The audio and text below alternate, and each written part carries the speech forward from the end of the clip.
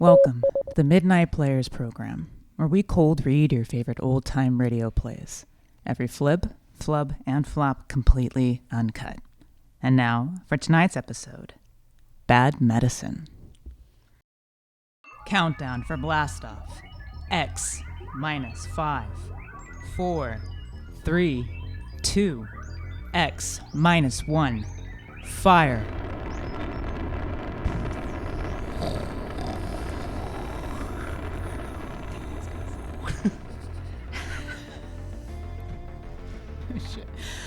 From the far horizons of the unknown come transcribed tales of new dimensions in time and space. These are stories of the future, adventures in which you'll live in 1,000,000 could-be years on 1,000 maybe worlds.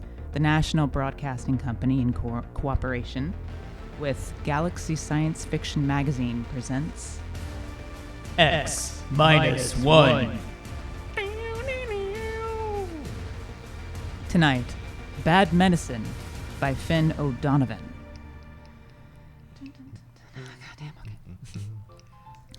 On May 2nd, 2103, Elwood Caswell walked rapidly down Broadway. It was a gentle, misty spring day, and the air held the smell of rain and blossoming trees. But Elwood Caswell didn't smell the rain in the trees. He just gripped the loaded gun he had in his pocket. He didn't want to use the weapon, but he was certain that he would. This was justifiable, you see. Elwood Caswell was a homicidal maniac. I'm walking here. Why shouldn't I kill her? Hey, look out, will ya? Oh, sorry, sir. Only the other day she said, Elwood, you're looking very well. What business is it of hers that I look so well? Hey there, Elwood! Elwood! Huh? It's me, Marty Klein. I work the jet buses with you, remember? Oh, yeah, of course. Hey there, Marty. Forgive me. My mind was on other things. Yeah, I know how it is. A couple weeks ago, I was walking around in a fog so thick you could cut it. Yeah, really? Sure, preoccupied. You know, I had this idea in my mind. You too? Yeah. The same person? Huh? Were you troubled by the same person? My wife. Hey, you okay? Oh, yes, of course. Well, I had this idea. I was gonna get rid of my wife. Kill her? Kill her? No, I mean, send her to the country for a week. Oh. You sure you ain't sick? No, I never felt better. Well, anyways, I was gonna take a week off, quit the jet buses. Yeah, can you imagine? I've been a jet bus operator for 10 years now, and all of a sudden I feel like I can't take another minute. Oh, I know how you feel. I was gonna take a trip, all by myself. A trip? To where? To the farthest place I could think. To Mars. I was just gonna pick up and take a vacation to Mars. Silly, huh? I don't know. What happened? Well, I talked it over with Ethel. Your wife? Yeah, Ethel, she's a real sensible gal. You know what she did? No. Am I supposed to? Ethel went right down to that home therapy appliance store and she says, you got a home therapy machine that'll cure my husband of this idea that he can't stay on the jet buses. I've heard that those machines aren't perfected. They got him licked now. So, okay, she describes the trouble. And next day they deliver this thing and boom! I plugged it in, see? And a voice talks to me. It starts asking me questions. Yeah? What kind of questions? All kinds. Things I wouldn't even tell my own mother. You told the machine? Why not? It's only a machine. Yeah, I see your point. Well, then the machine starts to tell me a few things, and before I knew it, inside of a week, I'm cured. And now I can't wait to go back and drive in the jet buses. You don't say. So that's why I say I know how it is to have one thing on your mind all the time like that. This machine, what did it cost you? That's the beauty part of it. My Ethel, boy, she's a smart girl. After a week, she sends it back, see? Says it doesn't work. So all we lose is the deposit. Yeah, I see. Well, I gotta get back to work. Hey, you ain't working the jet buses today. Huh?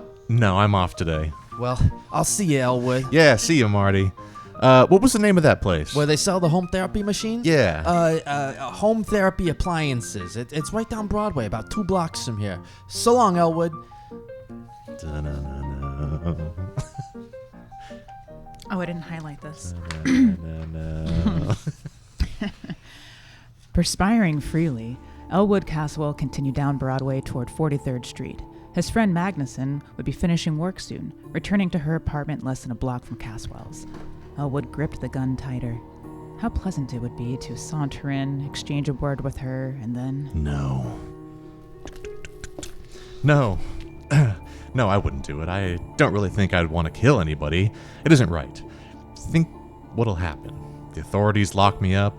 My friends won't understand, and Mother would never approve. Still, if I see Magnuson, if I see her hateful, accusing face in front of me... Oh, this must be the store. Yeah, home therapy appliances. Good afternoon, sir. Can I show you some of our home therapy appliances? I want therapy! Quick! Of course, sir. This way, please. Now then, this is our new alcoholic reliever built by the International Combustion Motors and advertised in leading magazines. A handsome piece of furniture.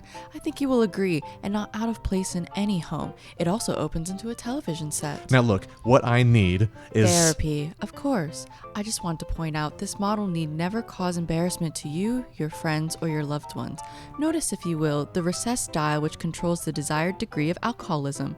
You see? Heavy, moderate, social, light, and teetotal. A new feature unique in Mechanico-Therapy. I'm not alcoholic. The New York Jetbus Authority does not hire alcoholics. Oh, sorry. You seem the type. No offense. Please! You seem rather nervous. Perhaps the portable anxiety reducer? No. Well, sir, perhaps if you told me just what you feel is bothering you. What have you got for homicidal mania? I beg your pardon? Homicide. The urge to kill. Oh. Someone. Oh, of course. Well, let's see now. Pardon me, have you worked here very long? A week. Oh yes, here's the ticket. This black job with the chrome trim. What is it? This, sir, is a Rex Regenerator built by Planetary Motors Corporation. Handsome, Goes with any decor. Opens up into a well-stocked little bar. So your family, friends, loved ones need never know. Will it cure homicidal urge? A strong one? Oh, absolutely. Don't confuse this with the little 10 amps neurosis model. This is a hefty, heavy-duty 25 amp machine for really deep-rooted conditions. That's what I've got. Well, this baby will jolt you out of it. Big, heavy-duty thrust bearings. Oversized heat absorbers. Completely insulated. Sensitivity I'll range take over... it. Yes, sir. With me. Right now. Now? Before it's too late. I'll pay cash. Well, yes, sir. It'll be a few hours before the warehouse I'll take this one here. Well, that's a floor demonstrator. Does it work? All of our demonstrators work, Then sir. I'll take it. I can't wait for the warehouse. I can't wait for anything. Have to put it in a taxi for me. Yes, sir. Then tell them to hurry. I want to kill my friend Magnuson, you see. Who? My friend Magnuson. Oh, of course. That'll be $400.59, sales tax included. After Elwood Caswell left the store, the clerk, whose name was Haskins, smiled to herself and lighted a cigarette. She had made her first sale. She inhaled. Haskins? Yes, Mr. Farnsby. That's me. Oh, Not I'm everything sorry. revolves around you, Jared. How do you say it, Follensby? Yeah. Yes, Mr. Follensby? Smoking? I asked you to rid yourself of that filthy habit. Immediately, Mr. Follensby. I'll use one of the display model denicotinizers at once. By the way, I just made a rather good sale, sir. Oh, really? Yes, sir. One of our big Rex Regenerators. Well, now, it isn't often we... Wait a minute. Where's the floor model? Well, sir, the customer was in an awful hurry. He was going to kill his friend. You gave him the floor model? Yes, sir. Was there any reason why? Good grief, Haskins. Didn't I inform you? We never sell the floor models. But, sir... Good heavens. I've got to get to him. What was his address? Address? His name, then. Why, he didn't say. Then his check. He paid cash. You mean you just let him pick up the machine and walk out? Well, sir, he paid cash. He was homicidal, you say? Yes, sir. His friend... I don't care about his friend. Get the police. No. Call the Planetary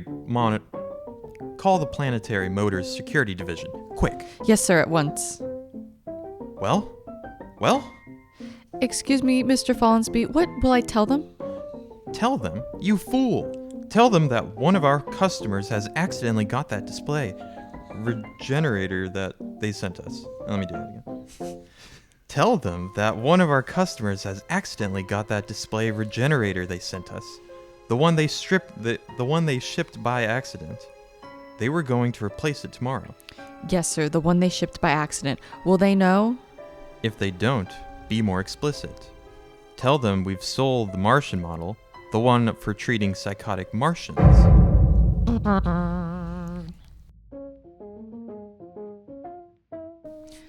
Meanwhile, Elwood Caswell has returned to his apartment and lugged the big black Rex Regenerator into his living room. He put it down near the couch and studied it carefully. He was right. It does go with the room. Now then, let's see those instructions. Place Regenerator near a comfortable couch. All right. Plug in machine. There. Affix contact band to your forehead. That's all there is to it. Just turn on the machine and it will do the rest. There will be no language problem since your Regenerator communicates with you by direct sensory contact. Patent pending. Well, it seems easy enough. Now I'll just put the contact on my head and... Bring! Blast it! Hello? Oh, wait, should I be on the phone too? Hello? Elwood? Yes. This is Henrietta Magnuson. How are you, old boy? I'm fine. I wonder if you're doing anything tonight. I thought you might like to drop over for a game of chess. Game of chess, huh? You stupid oaf. What? Nothing. You called me a stupid oaf. I was just talking to my cat. Oh, I don't remember you had a cat. I thought you hated cats. I do. This isn't really mine. It's neighbors. Keeps coming in. Oh, what about tonight? Will you be alone? Well, yeah. You haven't mentioned to anyone that you're inviting me over? Not a soul. Why? Someone's looking for me. A process server. Ah. Yeah, I've been avoiding him for days. I don't even leave word where I'll be when I go out. You can trust me, Elwood. I'm your best friend. Yeah, you are. But not for long. Huh? Just talking to the cat again. Oh, will you be over? Yeah. In about an hour, okay? Yeah, an hour will be fine. There are just a few things I have to do first. I've just gotten some new laugh records for the boys at the office. I've got something here that'll really kill you. So long, Elwood. So long. I've got something here that'll kill you too.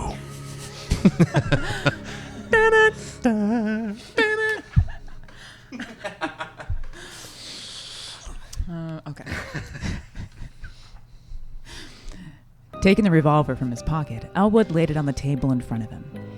His face became suffused? Yeah. With hatred at the thought of Magnuson. He poked at the gun with a stiff forefinger. Magnuson.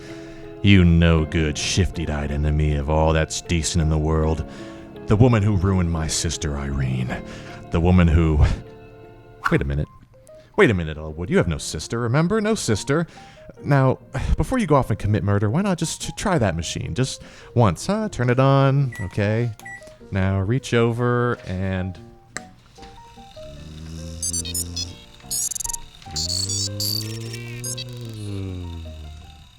You done? Yes, I did the hum out. I had to do. Good afternoon, Elwood. I am your mechanical therapist. You may call me Gloop. Gloop? You seem surprised. It is a perfectly common name here on this planet. Gloop? Of course. I've heard it many times. Now then, I am scanning the material in your preconscious with the intent of synthesis, diagnosis, prognosis, and treatment. Yes? I find... This is a most unusual case. Really? I thought it was just simple homicidal mania. There is, of course, no such thing. You are obviously hallucinating a set of symptoms. Nonsense syllables to enable you to avoid the real problem. Oh? A most unusual set of symptoms, I must say. Your pilot light seems to be fading. My light is not fading. I am merely trying to relate your symptoms to proven theory. Well, as long as you know what you're doing. Mechanico-Therapy is an exact science, Elwood. It admits of no significant errors. We will proceed. Good. First, the word association test. Fire away. I will proceed to give a word. You answer with the first thing that comes to your mind. Ready? Ready. House. Home. Planet. Earth. Just musing. Now. Fleef? Fleeful. Fleeful. Fleeful? Fleeful. Fleeful. That sounds like a Martian word. Just give me a response. Fleeful. Okay, I can make him up too. Marfouche. That's a pretty good one, huh? Made it up on the spur of the moment. Marfouche is very significant. It is a corruption of the Martian concept of fouche clib. Very significant. I don't know any Martian words. Aha. Noteworthy. We'll proceed. Loud. Soft. Green. Mother. Thanagoyas? Partha Manathongoya. How's that one? Arides. Nexothemadraskita. Top that. Catitha Snowhelgonopteses. Okay. Rigamaroo, Kalamazoo, Iggity Biggity Boo. Good, it fits the pattern. Pattern. Your neurosis. I can diagnose it now. Okay, go on. You have a classic case of feme desire, complicated by strong Dworkis intentions. I could have sworn I was homicidal. The term has no referent. It must be rejected as nonsense. Now, if you'll just settle back on the couch, we'll proceed.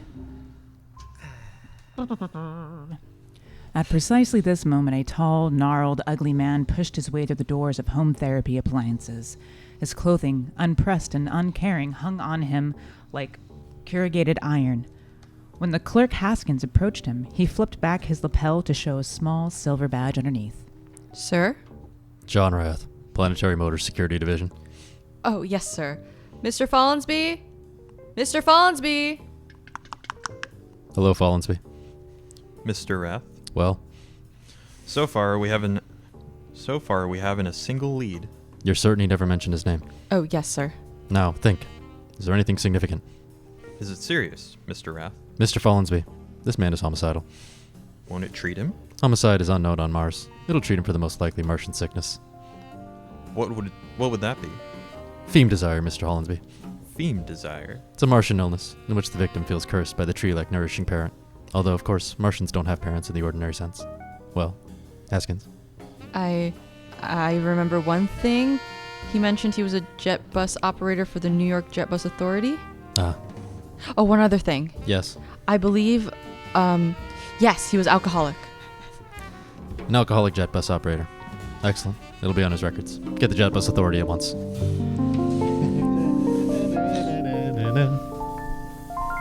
But surely, Elwood, you remembered your Gorokai.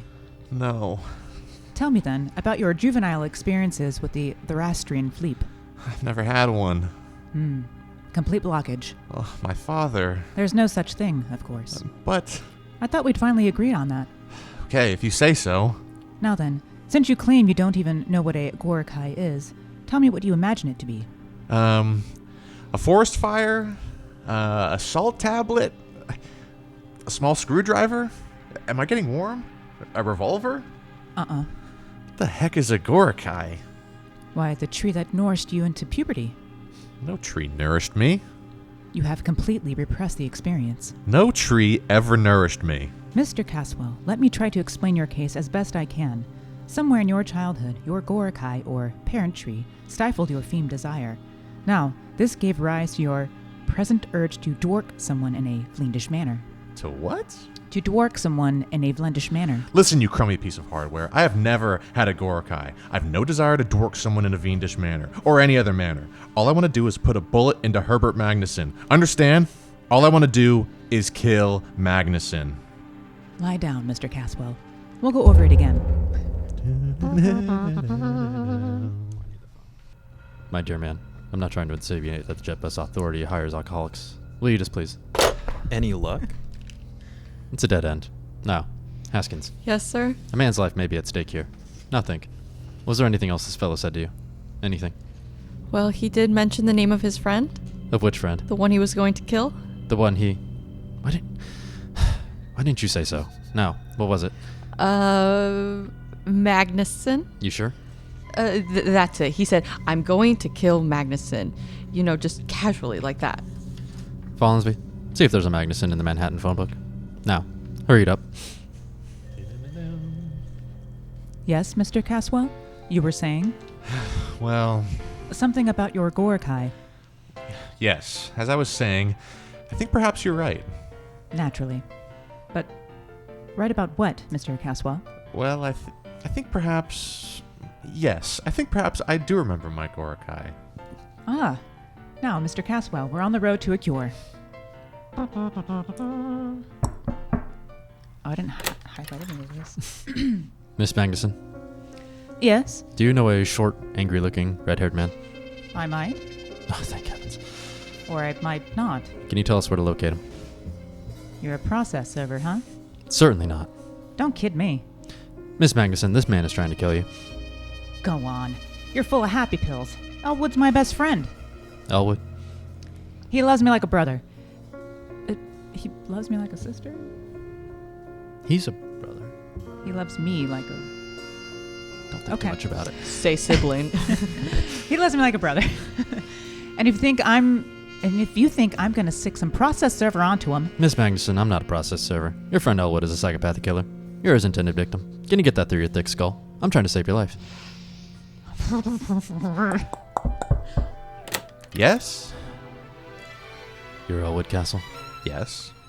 The Elwood Castle who bought a Rex Regenerator earlier this afternoon? Yeah. Won't you come in? Thank you. My name is Wrath. Nice. Planetary Motors. Nice to meet you. Have you, used the machine? Oh, yes. I see, Mr. Caswell. I, don't know how to explain this, but, we've made a terrible mistake. The regenerator you took was a Martian model for giving therapy to Martians. Oh, I know. You do? Yeah, it became pretty obvious after a while. It was a dangerous situation, especially for a man in, your condition.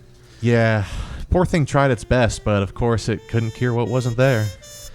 Well then, the company will of course reimburse you for time lost and your mental anguish. Naturally.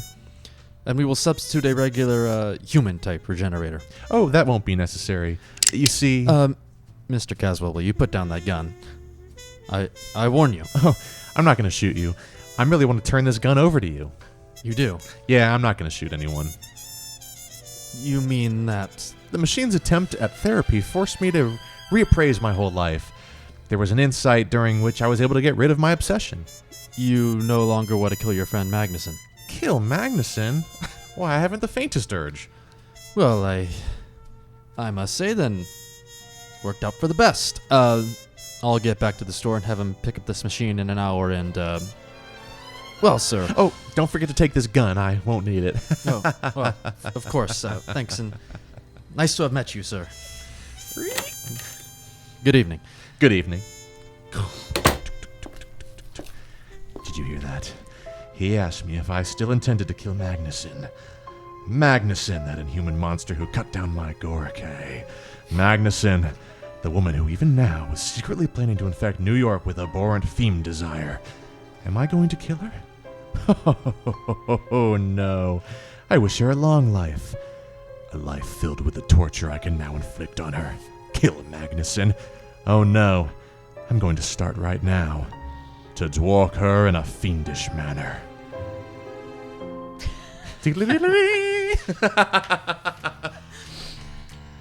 Okay. Tonight, by transcription, X-1 has brought you Bad Medicine, a story from the pages of Galaxy written by Finn O'Donovan and adapted for radio by George Lefferts in 1956. Featured in the cast were Jared Picolini as Elwood, Tomas Ledesma as Marty and Wrath, Cara McErlane as Haskins, Miles Quinn as Follansby, and Tiffany Villalobos as Magnuson, Gloop, and the narrator.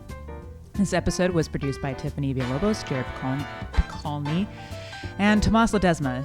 Deji Bankole was our cinematographer. Thanks, Deji. This has been an All This TV production. My God.